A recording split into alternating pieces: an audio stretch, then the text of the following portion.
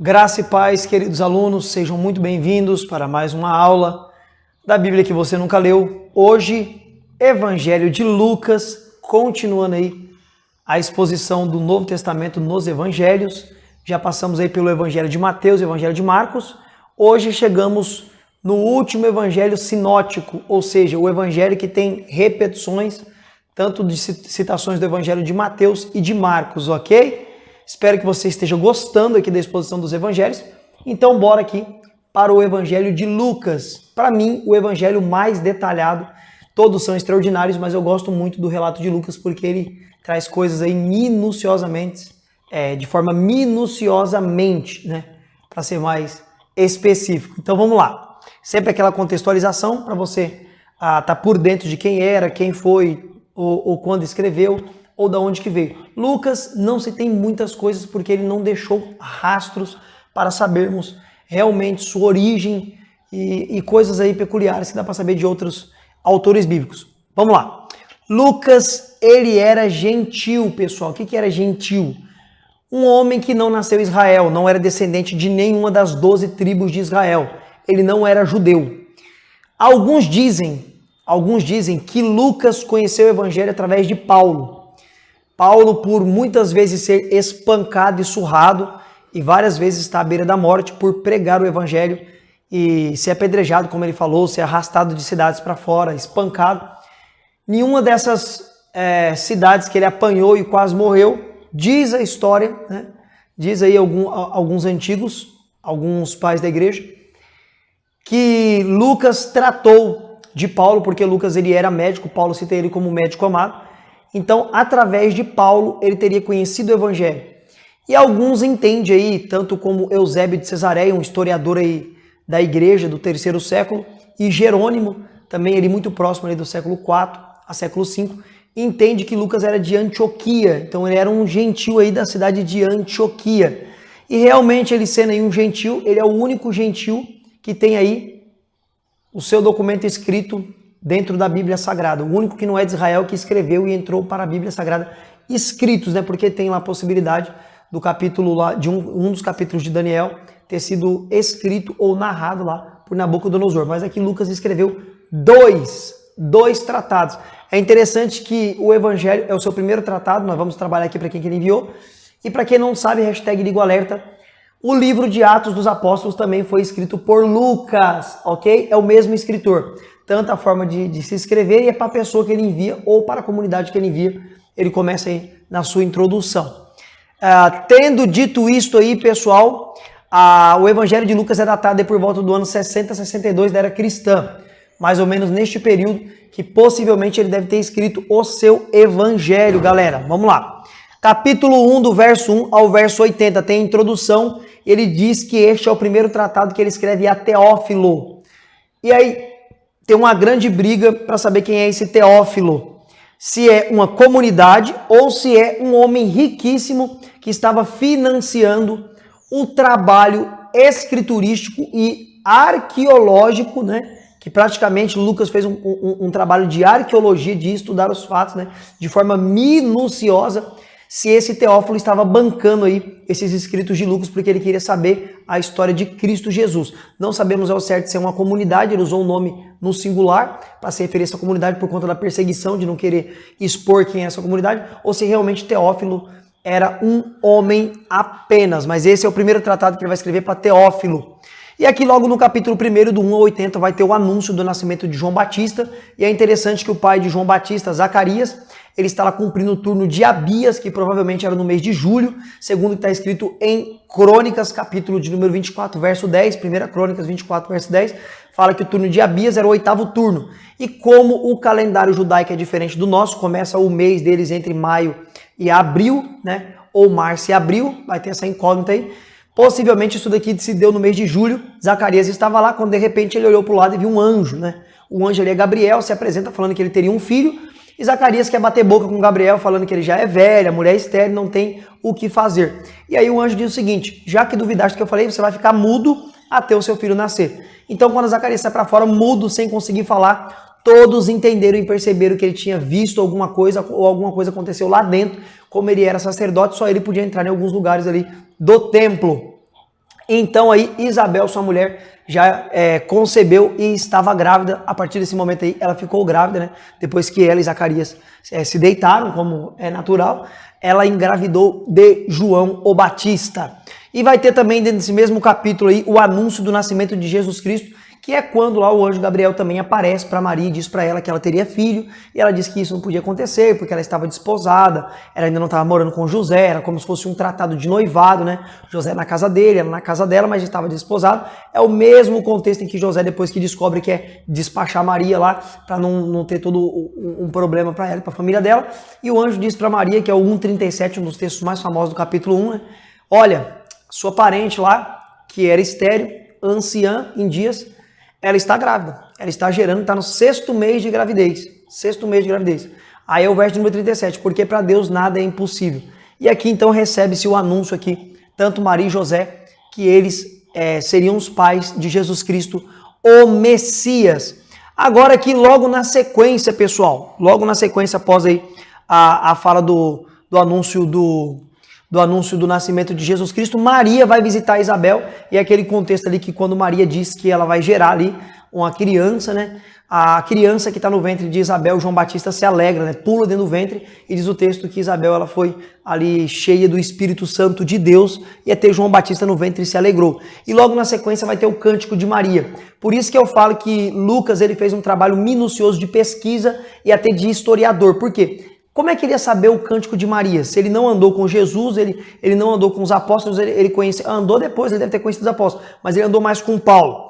Então nós entendemos que Lucas, ele foi em Jerusalém e pesquisou minuciosamente cada fato, conversou com pessoas que estavam ali em determinados momentos em que Cristo operou sinais e possivelmente, de forma praticamente assertiva, ele conversou com Maria, porque só Maria saberia qual cântico que ela cantou naquele momento ali que ela estava alegre por conta da notícia que ela geraria ali o Salvador de Israel e da humanidade. Então entendemos que ele foi lá e até conversou com Maria. Essa é uma hipótese bem aceitável, ok?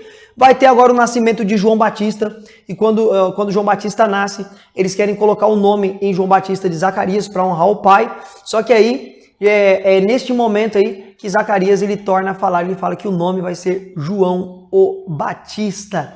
João tem a ideia de mensageiro também, ou aquele que prepara o caminho. E neste momento aí Zacarias ele volta a falar depois de 9 meses, sem poder falar porque duvidou da palavra do anjo, e logo que ele voltou a falar, deu nome para o filho, ele levanta um cântico em adoração a Deus. Assim como Maria, ele também vai agora salmodiar, cantar em glórias a Deus, porque Deus lhe deu um filho. E que filho foi esse, hein? O maior profeta nascido de mulher, segundo o próprio Cristo nos afirmou. Agora no capítulo 2, pessoal, do 1 ao 52, vai ter o nascimento de Jesus Cristo, que está lá José e Maria, eles vão lá para os termos da cidade de Davi, certo? Por conta do licenciamento que Augustus pediu naquele contexto. O imperador pediu ali para ter um licenciamento, né, um alistamento. Então José parte lá para sua terra, para a cidade de Davi, né, nas cercanias ali de Nazaré, Belém, enfim. E é quando Jesus Cristo ele vai nascer dentro deste contexto ali, aquela história maravilhosa que todos nós conhecemos, né, na hospedagem, na estalagem ali, numa manjedoura. Lembrando que manjedoura naquele contexto não era um celeiro à parte, era um lugar que tinha dentro da casa para guardar os animais, a família morava ali também. E tudo indica que Jesus Cristo ele não nasceu, pessoal, no mês de dezembro. Isso daqui é quase que nula essa ideia, né? O mês de Quisleu, que é o mês de dezembro, é um mês de frio, é um mês de neve. É um mês em que os animais estão guardados para dentro de casa. Então, se os animais estivessem dentro de casa, nem teria lugar ali para Maria e José ficar para Jesus nascer, porque no lugar ali que Jesus ficou, né, era o lugar onde os animais ficavam. E tudo indica que Jesus nasceu aí no mês de outubro. E como nós sabemos isso? Uma continha rápida que nós vamos fazer aqui agora. Se quando o anjo Gabriel ele apareceu ali no templo para Zacarias era o mês de julho, e a partir daquele momento ali Isabel engravidou naquele mesmo mês, no 6º mês de gravidez, Maria foi lá visitar quem? Foi visitar Isabel. E quando Maria foi visitar Isabel, Maria já estava grávida, porque o anjo já havia falado para ela. Então, quando Maria foi visitar Isabel, era provavelmente o mês de janeiro a fevereiro. Julho com mais 6 meses, janeiro a fevereiro. Então, você conta de janeiro a fevereiro para frente, Possivelmente Cristo nasceu no mês de outubro. E isso faz mais sentido porque quando o anjo do Senhor aparece ali, os pastores que estão pastoreando e fala que na cidade de Davi nasceu ali o Salvador, os pastores estavam pastoreando. E lá no inverno em Israel eles não pastoreiam porque cai neve e é muito frio. Hashtag liga o alerta, essa você só aprendeu aqui. Jesus não nasceu em dezembro, muito menos no 25 de dezembro. Ele nasceu possivelmente, quase de forma assertiva, segundo a Bíblia, no mês de outubro, não sabemos a data. E hoje, por incrível que pareça, nós estamos no mês de outubro, hein? Olha que maravilha. Então vamos lá, pessoal, vamos continuando aqui, do capítulo 2, do 2 ao 52. Agora, então, Jesus Cristo ele é levado ao templo para ser circuncidado ao 8º dia, e ele é apresentado como mandava a lei. A lei mandava apresentar todo o primogênito, que é o filho primeiro, no templo, já mostrando que Maria teria outros filhos. O termo diz primogênito, quer dizer que ela vai ter outros filhos. Senão falaria único, né? Apresentando seu único filho. Então, mostrando que Maria depois teve outros filhos com José. E nesta ida de Jesus Cristo ao templo com seus pais para apresentá-lo, vai entrar dois personagens em cena, dois anciãos. Um chamado Simeão e a outra chamada Ana, que era profetisa. Este Simeão que ele aguardava a redenção de Israel. E o Espírito Santo falou com ele que ele não morreria sem antes ver aquele que viria para restaurar Israel. E no dia que Maria foi lá apresentar com José Jesus no templo, né? O Espírito Santo moveu para Simeão ir lá, e Simeão conseguiu pegar Jesus nos braços e falou assim, agora posso morrer, me despede, porque eu tenho visto a libertação. E dentro deste mesmo contexto, Ana, que era uma profetisa que tinha quase 90 anos de idade, ela também pegou o menino Jesus nos braços e profetizou que ele seria aquele também que restauraria todo o Israel. E ainda dentro desse capítulo, do capítulo 2, do 1 ao 52, já vai dar um grande salto, né? Jesus sendo apresentado como criança, agora ele vai mostrar ele com 12 anos de idade, na presença dos mestres da lei dentro do templo, depois de alguns dias de festa que os seus pais subiram ali para comemorar em Jerusalém, que eles todos subiam e depois voltavam para suas cidades. Eles não encontraram Jesus, por alguns dias ficaram procurando Jesus, e quando encontraram ele estava no templo disputando a palavra de Deus com os rabinos e os mestres, e eles ficaram boquiaberta em ver como ele conhecia a Escritura. Então, com 12 anos de idade, Cristo já sabia o seu chamado e para que ele tinha vindo. Tanto que quando Maria e José vai falar com ele, né? Por que fizeste isso conosco? Porque ficou aqui, enfim. Ele falou assim, me convém cuidar das coisas de meu pai. Isso aqui é muito importante, viu, pessoal? Porque as pessoas pensam que Jesus só soube a partir dos 30 anos, quando começou seu ministério, que ele era o Messias. Ele sempre soube qual era o seu chamado e qual era o seu propósito. Agora no capítulo 3, pessoal, do verso 1 ao verso 38 aí, vai ter a pregação de João Batista, que surgiu pregando arrependei-vos e sejais batizados para o arrependimento. Mais uma vez a citação que tem em Mateus e a citação também que tem em Marcos sobre a pregação e o começo aí do ministério de João Batista. Logo na sequência tem também a mesma citação do Evangelho de Marcos e de Mateus, que é o batismo de Jesus Cristo. E logo após o batismo de Jesus Cristo vai ter a genealogia de Jesus. E aqui é muito importante porque os inimigos da Bíblia vão falar que Lucas está em discordância com Mateus, porque um fala uma genealogia, o outro fala outra. É muito fácil de resolver isso, eu falei lá em Mateus. Mateus vai falar a genealogia de Jesus buscando a ramificação da descendência de José. E aqui Lucas vai usar a descendência de Maria, vai usar os antepassados homens de Maria. E vai começar do pai de Maria para trás, entendeu? Do descendente de Maria para trás até chegar em Adão. Então não tem problema nenhum. Eles mostram tanto que do lado de Maria quanto do lado de José. Maria e José são descendentes de Davi. Não tem para onde correr. Ele cumpre os requisitos para ser o Messias ou Machia no hebraico, certo? E agora do 4, pessoal, do 1 ao 44, terá a tentação de Jesus Cristo também citada lá em Mateus 4, também citada em Marcos. E logo após essa tentação de 40 dias de Jesus no deserto, ali em jejum, em oração, Satanás o tentou, como eu já falei nos outros evangelhos, né? Vai ter aqui Jesus Cristo, esse episódio aqui ele é mais detalhado. Ele em Cafarnaum, né? Em uma sinagoga, é dado para ele o livro da lei, ou Taná. A Taná significa os profetas e a lei de Moisés. E ele abre em Isaías 61 e lê: o Espírito do Senhor está sobre mim, pois que me ungiu para pregar o ano aceitável do Senhor, trazer liberdade aos cativos e libertar os oprimidos. E quando ele lê esta passagem de Isaías e fala que isso se cumpre naquele dia, né? Quando ele termina, ele fecha a Torá, ele fala, isso se cumpre hoje. E ele senta, nesse sentar, diz o texto de Lucas, que todo mundo que estava na sinagoga fixou o olho nele, ficou parado olhando para ele. Tem aqui algo cultural, pessoal, vamos lá. Como eu falo para vocês que eu sempre gosto de acrescentar pontos históricos, culturais e também arqueológicos. Foi comprovado que dentro das sinagogas, e tem até hoje, tinha uma cadeirinha especial. E essa cadeira ficava ali reservada para o Messias, quando ele viesse sentar. Alguns entendem que nessa passagem, quando Jesus terminou de ler, fechou a Torá ali, né? O pergaminho fechou, e sentou, ele sentou nesta cadeira. Então muitos se escandalizaram porque conhecia ele estava na região dele. Como pode ser ele o Messias, ser ele o Filho de Deus, né? Como nós já vimos no outro evangelho, que ele não pôde operar sinais nessa região porque o povo estava muito incrédulo, ele teve que ir embora. E aqui de novo ele está indo embora. Agora esse evangelista aqui relata mais o porquê que ele foi embora. Não foi só por conta da incredulidade, porque também este dia aqui na sinagoga ele leu a lei e falou que se cumpria nele, neste dia aqui, este texto, e eles se escandalizaram dele. E é neste mesmo contexto que ele vai curar lá o homem da mão mirrada dentro da sinagoga. Aliás, vai curar aqui o endemoniado dentro da sinagoga. É dentro deste mesmo contexto. E aqui agora também vai começar as curas. Além dele curar este endemoniado, que é tido como cura nessa libertação, ele vai curar a sogra de Pedro, certo? Ele vai trazer aquelas curas que também foram citadas em Mateus e em Marcos, e logo na sequência vai citar algo aqui que não é citado às claras nos outros evangelhos que nós já lemos. Vai ter a pesca maravilhosa. Quando os discípulos saíram para pescar e não pescaram nada, e Cristo sobe no barco, fala para eles ir para dentro do mar da Galileia, né, o grande lago, e manda lançar a rede, e Pedrão fala o seguinte: a noite inteira pescamos, Senhor, não pegamos nada, mas segundo a sua palavra, vamos jogar a rede. E quando jogou, precisou de ajuda para recolher a rede, e eles ficaram maravilhados com esta pesca maravilhosa. E aí é quando Jesus Cristo disse para Pedro, voltou parafraseando: se maravilhe por isso não, Pedro, porque eu farei de ti pescador de homens. Mal sabia ele, né, que seria pescadores de homens, né? E tanto ele também. Dentro desse mesmo contexto aí, pessoal, do capítulo 4, vai ter a cura do paralítico lá, em que eles abrem lá o telhado, que foi citado também no evangelho de Marcos, certo? E pela fé daqueles homens, do homem paralítico e dos homens que levaram ele a descer pelo telhado, este homem recebeu a sua cura. Vai ter também aqui o chamado de Levi, pessoal, certo? Vai ter o chamado aí de Levi, ok? E é isso aqui que vai trabalhar nesse contexto. Este contexto vai trabalhar aí sobre esse paralítico descendo ali, certo? Para ser curado. E o chamado de Levi, que era o publicano, né? Ele era aquele que era cobrador de impostos. Publicano, chamado do publicano Levi. Bom, peraí, pessoal, não, peraí, eu me equivoquei. Na verdade, da pesca maravilhosa até o chamado de Levi, não é mais o capítulo 4, é o capítulo de número 5.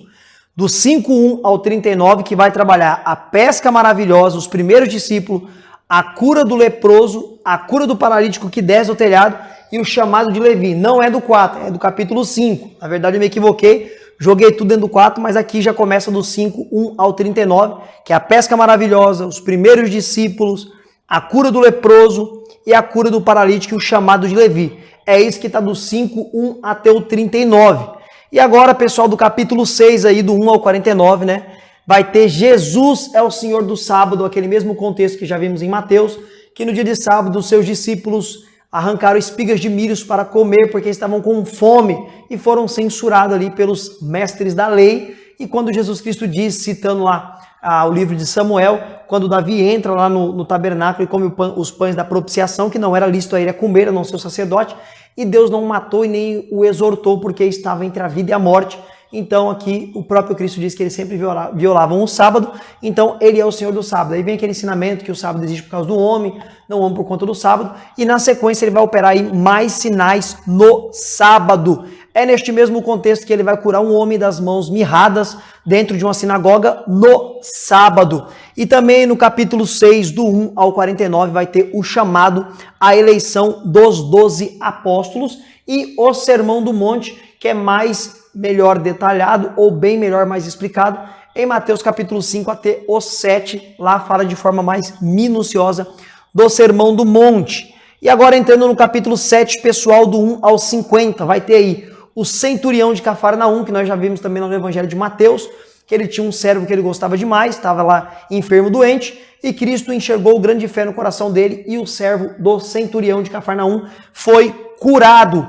E aqui vai ter uma narrativa que só tem neste evangelho aqui, que é a ressurreição do filho da viúva de Naim. Jesus Cristo, ele está na beira da porta da cidade e vê lá um cortejo fúnebre vindo, uma viúva que iria enterrar o seu único filho. E é quando ele vai lá e toca no esquife, toca no morto, que nem era lícito fazer aquilo, mas ele era o dono, o autor da vida, aquele que tinha criado a lei, então ele podia quebrar as regras da lei que ele mesmo criou, porque Cristo é Deus. Ele toca lá no esquife, né? Ou perto de onde está o morto. Alguns dizem que ele tocou no morto, mas diz esquife. Esquife pode ser ali a madeira de onde que é a tampa do caixão, mas enfim. Ele tocou ali e o menino tornou a vida. Uma mulher que era viúva, não tinha descendência, não tinha quem cuidar dela, ela recebeu de novo aí o seu filho, a ressurreição do seu filho. não se cita aí mais nada sobre esta família aí, que Cristo abençoou essa mulher e seu filho. Ainda no capítulo 7, do 1 ao 50 aí, João Batista vai enviar 2 discípulos a Jesus, ele está preso aqui nesse contexto, e esses 2 discípulos que João Batista envia é uma grande incógnita, porque João Batista ele profetizou, eis aí o cordeiro que tira o pecado do mundo, importa que ele cresça e que eu diminua. E agora que João Batista está preso, ele tem dúvida se Jesus era mesmo o Messias ou não, ele manda esses discípulos perguntar o seguinte para Jesus, vai lá e diz para ele se é ele mesmo ou nós vamos esperar outro. Aí Cristo dá um recado para João Batista lá no cárcere, diz para João que os cegos estão enxergando, coxo está andando, e aos pobres é anunciado o evangelho do reino. Acabou. Cristo mandou avisar para João todos os preceitos que o Messias tinha que cumprir como ministério. Alguns entendem, eu também entendo, que João aqui, perante a morte, ele aí teve uma dúvida pelo lado humano. Isso daqui nos mostra o quanto nós somos falhos, pecadores e frágeis. O maior profeta nascido de mulher, ele teve uma dúvida sobre aquilo que ele mesmo havia profetizado. E o maior profeta nascido de mulher. Bom, alguns pensam, eu também penso, como João Batista aguardava as profecias do Velho Testamento para se cumprir tudo naquela vinda de Cristo, e nós sabemos que não se cumpriu tudo, ainda vai se cumprir no futuro, João Batista também tinha em mente que Jesus Cristo restauraria Israel naquele contexto e libertaria do cárcere e mandaria os romanos embora e restauraria o reino de Israel. Mas isso não aconteceu na primeira vinda de Cristo, acontecerá na segunda vinda, não terá mais Império Romano, mas ele vai restaurar aí o reino de Israel. E ali João entendeu que o seu ministério havia se findado e ele não sairia do cárcere e possivelmente ele morreria como morreu. E é isso aí, pessoal, que vai trabalhar aí no capítulo 7, do 1 ao 50. Também vai ter aí, dentro deste capítulo, vai ter a... Pera aí que eu me perdi de novo, pessoal. Dentro do 7, é que eu coloquei as letras muito perto, mas vamos lá. Dentro do capítulo 7, do 1 ao 50, tem o centurião de Cafarnaum, tem a ressurreição da filha da viúva de Naim, tem João envia os seus discípulos, e tem aí também a mulher que unge a Jesus, a mulher pecadora que unge a Jesus na casa do fariseu. É isso mesmo. Essa mulher vai ungir a Jesus na casa do fariseu, os seus pés, e vai enxugar ali com os cabelos. E o fariseu vai falar assim, nossa, se ele soubesse que ela fosse uma mulher pecadora, ele não deixava ela fazer isto. E aí Cristo propõe para ele uma pergunta. Vamos supor que tem um homem aí, né, um credor que vai cobrar de 2 pessoas. Uma pessoa deve fazer aqui vou parafrasear para o dia de hoje. Uma pessoa deve 1.000, a outra deve 100.000. E ele perdoa a dívida dos 2. De quem que ele teve mais misericórdia? De quem ele perdoa 1.000 ou 100.000? 100.000. É assim o perdão de Deus, né? Ele não veio para os sãos, ele veio para os doentes. Assim como ele perdoou a mulher que era pecadora, ele também ia perdoar ali o fariseu que também é pecador e se justificava achando que devia muito menos que ela na conta aí, por se falar em pecado, ok? Então é isso aí que vai trabalhar do 7, do 1 ao 50. E agora entrando aí no capítulo 8, do 1 ao 56, vai ter as mulheres que serviam a Jesus. Maria Madalena, Joana e também vai ter uma mulher chamada Susana.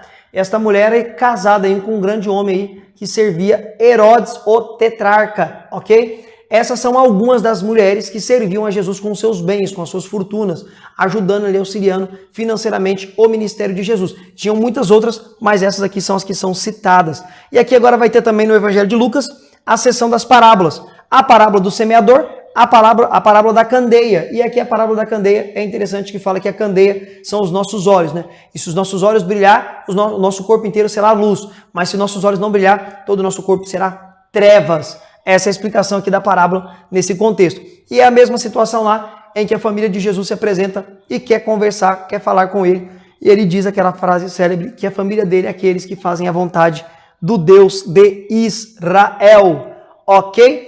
E aí fecha-se, aliás, não fecha-se, ainda tem aqui no capítulo 8 do verso 1 a 56, Jesus acalmando a tempestade. Mais uma vez ele vai acalmar a tempestade, é uma citação aqui também dos evangelhos de Mateus e Marcos.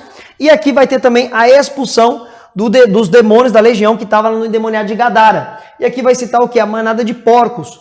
E é interessante que os demônios que estavam ali naquele homem, que já vimos nos outros evangelhos, vai pedir para Jesus para não mandar eles para o abismo. Guarda essa palavra abismo, porque lá em Lucas 16 nós tornaremos a tratar sobre a palavra abismo.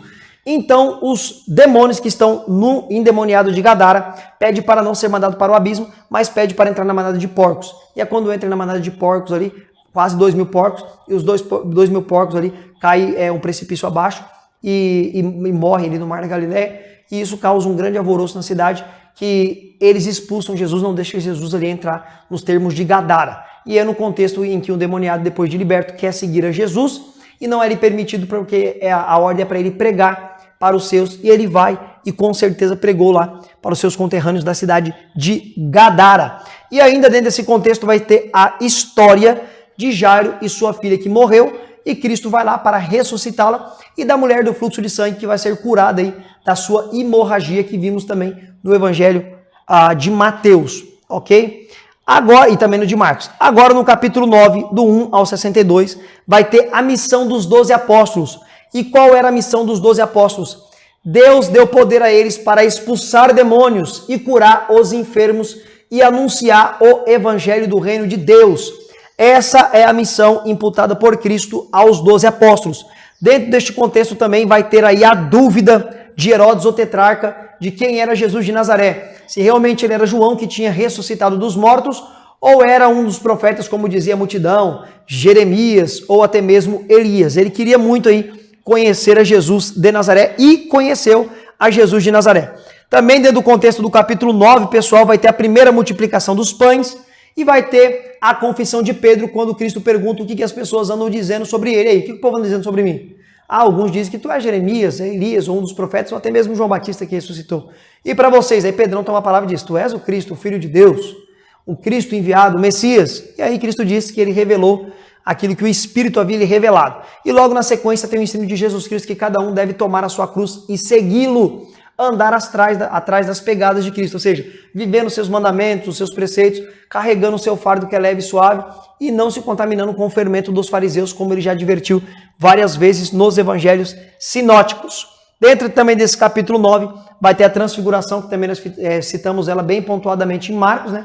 Quando Cristo aparece ele revestido em glória, conversando com Moisés e Elias a respeito da sua morte. E logo depois disso tem a cura lá do lunático, que possivelmente é aquele menino que é curado ali, que é levado logo no pé do monte ali, quando Jesus desce para ser liberto ali dos demônios, né? E logo na sequência vai ter aquela grande briga entre os apóstolos, que eles começaram a perguntar quem é o maior no reino dos céus. E aí Cristo diz que se não for como criança, não tem como ir para o reino dos céus, e lá o maior no reino dos céus tem que ser como uma criança. O exemplo que ele usa é de uma simplicidade de uma criança. E logo na sequência aí, os discípulos vão falar para Jesus que viram pessoas expulsando os demônios no nome de Jesus. E eles não deixaram, eles proibiram as pessoas de expulsar demônios no nome de Jesus. Aí Cristo advertiu falando o seguinte, não faça isso, porque quem não é contra nós é por nós, né? Se eles estão expulsando no meu nome, logo não vão falar mal de mim, vão acabar me seguindo ou pregando aquilo que ouvem de mim e crendo em mim. Então Cristo proíbe eles de proibir as pessoas de expulsar demônio. Deixa falar de Jesus, deixa pregar Jesus, deixa expulsar os demônios. Logo na sequência, os samaritanos vão rejeitar a palavra de Cristo. E aqui João e Tiago vão falar o seguinte, olha o que esses povos tinham na mente. Há vários anos andando com Cristo, aprendendo o amor, a misericórdia, o perdão. Olha o que João e Tiago, um dos mais próximos, vão falar para Jesus. Mestre, vamos orar para que Deus mande fogo do céu e consuma todos os samaritanos. Aí Cristo disse que não veio para trazer morte, mas para trazer vida. Eu estou parafraseando, tá? Não veio para matar todo aquele povo, veio para salvar e resgatar eles. Eles também são casa de Israel, pessoal. Era o que os apóstolos tinham em mente. Veja ainda que eles tinham ideia do Velho Testamento de olho por olho, dente por dente, lei do talião, né? Vamos orar para descer fogo igual Elias, para matar todo mundo aí, né? Então os samaritanos rejeitou e eles queriam aí orar para descer fogo do céu aí e matar todo mundo. No capítulo 10 agora, pessoal, do 1 ao 42 aí, vai ter a missão dos 70. Jesus vai impor poder sobre 70 discípulos, né? E de 2 em 2 eles vão ali pregando o evangelho do reino. Cristo ordena para não levar ali praticamente nada, que ele ia prover tudo, né? Na casa que chegar, saudai capaz, se a paz não tiver, vai voltar para vós. Fique naquela casa, pregue o evangelho. Se alguma cidade não receber vocês, bata a poeira dos seus pés, e eu vos afirmo que haverá menos rigor para Sodoma e Gomorra naquele grande dia do que para essas cidades que rejeitarem a palavra de vocês. E eles voltam alegres, satisfeitos, muito felizes, porque expulsaram o demônio, curaram os enfermos, tudo no nome de Jesus. E Jesus diz o seguinte, não se alegrei por isso apenas, mas se alegrar por conta que o vosso nome está escrito no livro da vida. Olha que interessante, hein? Por mais que Deus nos use para curar, para operar sinais, para expulsar demônio, para fazer proezas, não se alegre por isso. Se alegre porque o seu nome está escrito no livro da vida ou do Cordeiro de Deus. E aqui também, para finalizar o capítulo 10, tem a tão famosa parábola do samaritano. E você conhece aquela parábola onde que diz que um certo samaritano, ele estava descendo de Jericó, possivelmente para Jerusalém, né? Ou de Jerusalém para Jericó, e vieram os ladrões e roubaram ele, espancaram ele, deixaram ele cair da beira do caminho. Por aquele mesmo caminho veio um sacerdote. O sacerdote não quis ajudar ele, passou de largo. Alguém pode dizer, realmente o sacerdote não podia ajudar porque a lei prescrevia para o sacerdote, para o levita, que ele não podia tocar em nada à beira da morte. Realmente, é o que dizia a lei, escrita lá em Levíticos, em Números, em Deuteronômio. Mas, quando a vida está em risco, nós já aprendemos duas vezes, lá no caso de Samuel, lá, quando Davi comeu ali, ok, os pães da propiciação porque a vida estava em risco e não teve condenação, ele quebrou um princípio da lei, mas Deus não o exortou, Deus não castigou, e também os discípulos no sábado comendo milho lá, quebrando um princípio da lei, e Cristo mudando tudo isso daí, e aqui também tinha que ser quebrado esse princípio da lei, porque tinha uma vida em risco, mas o sacerdote passou de largo. E diz aí na parábola ainda que logo depois do sacerdote veio um levita. O levita era também, possivelmente se tornaria um sacerdote, né? Porque era uma carreira ministerial ou de sucessão. E o levita também passou de largo, não ajudou ali aquele homem cair da beira do caminho. E tudo indica que aquele homem era um samaritano e o levita sacerdote era o quê? Israelita, judeu, da tribo de Levi. E eles não tinham contato, pessoal. Isso começou lá atrás, 722, como nós já vimos nas aulas, lá atrás do Velho Testamento, quando o rei Salmanaser invadiu o Reino Norte, que tinha 10 tribos, e venceu o rei da Síria. E ali misturou o Reino Norte com os assírios e deu origem aos samaritanos. E eles ergueram um templo lá para a adoração de Deus lá em Jerusalém, que era o lugar da adoração. Então virou essa rincha entre eles. Nós veremos em João 4 essa rincha muito forte com a mulher samaritana na fonte de Jacó. E aqui então Cristo propõe essa parábola de dois povos que não se batiam já por conta disso e por conta que no capítulo anterior os próprios discípulos ali queriam matar todos os samaritanos. Então por isso que ele traz essa parábola para explicar aqui a dimensão do amor. E diz a parábola que o levita passou de largo e não quis ajudar ali aquele homem cair da beira do caminho. Mas ali vem o bom samaritano, né? O bom samaritano, ele desce por aquele mesmo caminho, ele vê aquele homem cair da beira do caminho e o que ele faz? Ele vai estender a mão amiga, ele vai ajudar ele a ficar de pé, vai curar suas feridas, vai levar ele até uma estalagem, vai pagar a estalagem para ele, falar tudo que ele consumir na volta eu pago. E aqui as pessoas cometem um grande erro de interpretação, então hashtag liga o alerta. A maioria esmagadora diz que o bom samaritano é Jesus. Tem até louvores que canta apontando como Jesus fosse o bom samaritano, mas ele não se põe como o bom samaritano. Leia aí que você vai entender a parábola no capítulo 10, a partir do verso 30 adiante, você vai ver claramente que Cristo diz, quem foi aí que exerceu benevolência e misericórdia ao próximo? Todo mundo, o bom samaritano. Então vá e faça o mesmo. Então o bom samaritano é aquele que ajuda o próximo, ajuda aquele que está caído, ajuda aquele que está à beira da morte, ajuda aquele que está desfalecido. O bom samaritano sou eu e você que precisamos ajudar os nossos irmãos. Então entenda de uma vez por todas a parábola do bom samaritano. Espero que você tenha gostado dessa nossa primeira aula aí do Evangelho de Lucas. Será, eu acho que maior do que até Mateus, porque tem mais conteúdo. E eu te aguardo para a próxima aula. Até mais, com a graça de Deus.